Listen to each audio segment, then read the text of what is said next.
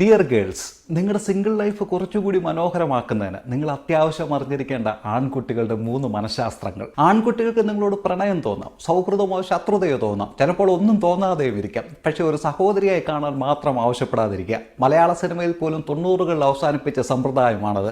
പല ആൺകുട്ടികളും നിങ്ങളെ കാണുമ്പോൾ തിരിഞ്ഞു നടക്കുന്നത് ബ്രദർ എന്നുള്ള വിളി കൊണ്ടാണ്. കമ്മിറ്റഡ് ആകണം എന്ന് പലപ്പോഴും തോന്നും, പക്ഷേ ആകരുത്. അവിടെ ധാരാളം റിസ്ക് എലമെന്റ്സ് ഉണ്ട്. അവരുടെ സ്വപ്നങ്ങളിലെ നായികയായി നിൽക്കുന്ന നിങ്ങൾ കമ്മിറ്റഡ് ആയി എന്ന് അറിയുന്നതിൻ്റെ തൊട്ടടുത്ത നിമിഷം മുതൽ വിവാഹം കഴിഞ്ഞ് ഫീൽഡ് ഔട്ടായി ഒരു നടിയുടെ അവസ്ഥയിലേക്ക് എത്തുകയാണ്. കോളേജിന് ശേഷം കമ്മിറ്റഡ് ആയിക്കോളൂ. നിങ്ങളെ കൊണ്ടാകുമെങ്കിലും മനു, ഈ സ്കൂട്ടർ ഒന്ന് സ്റ്റാൻഡിൽ വെച്ച് തരാമോന്നോ, ഡെസ്ക് ഒന്ന് പുറകിലേക്കാക്കി തരാമോന്നോ, റോഡ് സൈഡിൽ നിൽക്കുന്ന പോസ്റ്റ് ഒന്ന് മാറ്റി തരാമോന്നോ ഒക്കെ വെറുതെ ചോദിക്കുക.